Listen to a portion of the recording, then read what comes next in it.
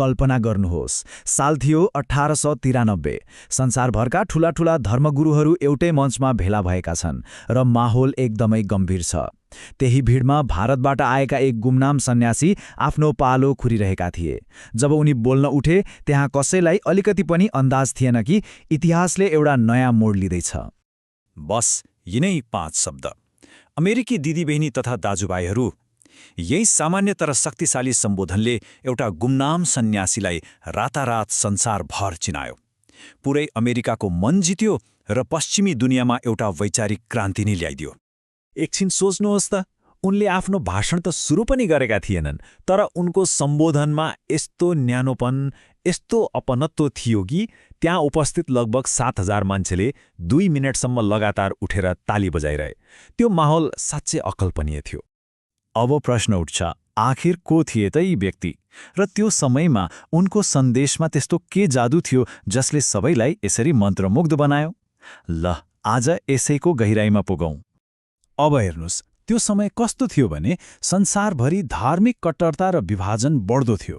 मानिसहरूलाई एउटा यस्तो आवाजको खाँचो थियो जसले जोड्ने कुरा गरोस्, तोड्ने होइन। र हो, स्वामी विवेकानन्दले ठ्याक्कै त्यही एकताको सन्देश दिए जसको लागि संसार तिर्खाएको थियो। त्यसो भए सिकागोको मञ्चमा उभिएका ती विवेकानन्दलाई साँच्चै बुझ्नको लागि हामीले उनको विगतमा फर्कनुपर्छ। उनको यात्रा कसरी सुरु भयो त्यो हेरौँ। यो यात्रा सुरु हुन्छ कलकत्ताको एक तेज, तर्क गर्ने युवाबाट जसको नाम थियो नरेन्द्रनाथ दत्त। उनी यस्ता थिए कि कुनै पनि कुरालाई त्यत्तिकै मान्दैनथे। हरेक विश्वासमाथि प्रश्न उठाउँथे। उनको एउटै खोज थियो कि ईश्वरलाई साँच्चै अनुभव गर्न सकिन्छ, र यही खोजले उनलाई पुर्यायो श्री रामकृष्ण परमहंससम्म। रामकृष्णले उनको बौद्धिक छटपटीलाई गहिरो आध्यात्मिक शान्तिमा बदल्दिए। त्यसपछि उनी सन्यासी बने र नाम पाए स्वामी विवेकानन्द। अनि भारतको आत्मालाई बुझ्न, यहाँका मान्छेको दुःख सुखलाई चिन्न उनी पुरै देश घुमे। अनि भारत घुम्दा उनले के देखे? एकातिर गहिरो आध्यात्मिकता, तर अर्कोतिर चरम गरिबी र दुःख। त्यसैले उनको अमेरिका यात्रा केवल दर्शन सुनाउनका लागि मात्र थिएन, होइन? यो त आफ्नो देशका करोडौं पीडित जनताको आवाज उठाउनको लागि थियो। उनीहरूको जीवन स्तर उकास्ने एउटा मिसन थियो। त्यसो भए उनले शिकागोमा दिएको सन्देशको सार के थियो त? आउनुहोस्, अब उनको दर्शनको केन्द्रमा प्रवेश गरौँ, जसले साँच्चै नै संसारको सोच बदल्न मद्दत गर्यो। उनको शिक्षाको जग थियो वेदान्त। अब वेदान्त कुनै नयाँ धर्म होइन है, यो त वेदमा आधारित एउटा प्राचीन भारतीय दर्शन हो। यसको मूल मन्त्र एकदमै सरल तर शक्तिशाली छ। हरेक मानिसभित्र, हरेक आत्मामा दिव्यता लुकेको हुन्छ। त्यसैले जीवनको उद्देश्य केही नयाँ बन्नु होइन, बरु आफूभित्र पहिलेदेखि रहेको त्यो दिव्यतालाई चिन्नु र प्रकट गर्नु हो, चाहे त्यो कामबाट होस्, ध्यानबाट होस् वा ज्ञानबाट। आफ्नो यही कुरालाई बुझाउन उनले सिकागोमा एउटा गजबको उदाहरण दिए।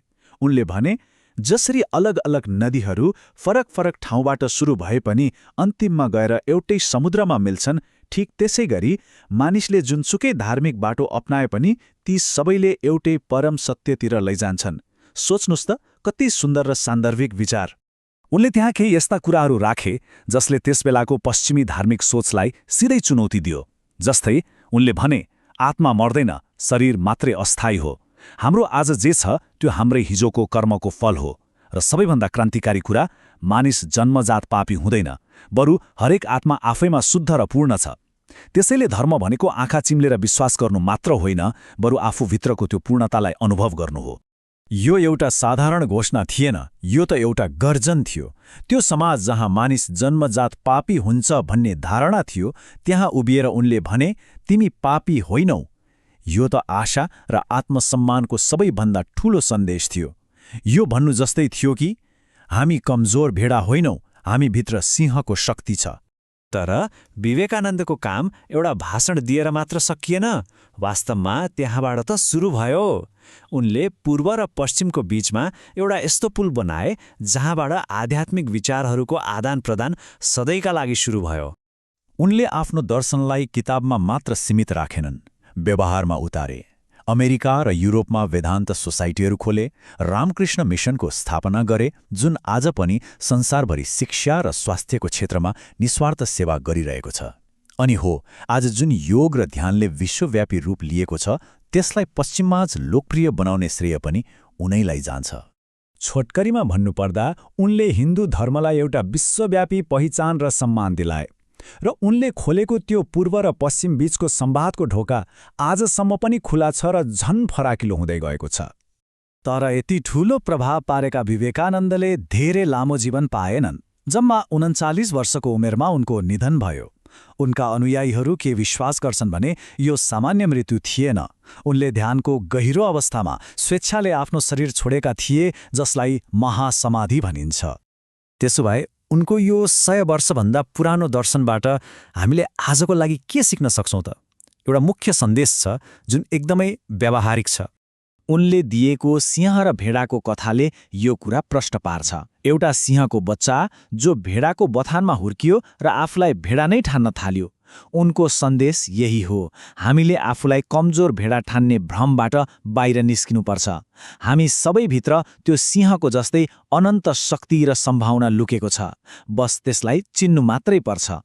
त्यसैले चिन्तन गर, चिन्ता नगरको वास्तविक अर्थ हो बाहिरी समस्याहरूमा अल्झिएर चिन्ता लिनुको सट्ट आफ्नो ध्यानभित्र फर्काएर आफ्नो शक्तिमाथि चिन्तन गर्नु, किनकि धेरैजसो समस्याको समाधान बाहिर होइन, हामभित्रै हुन्छ।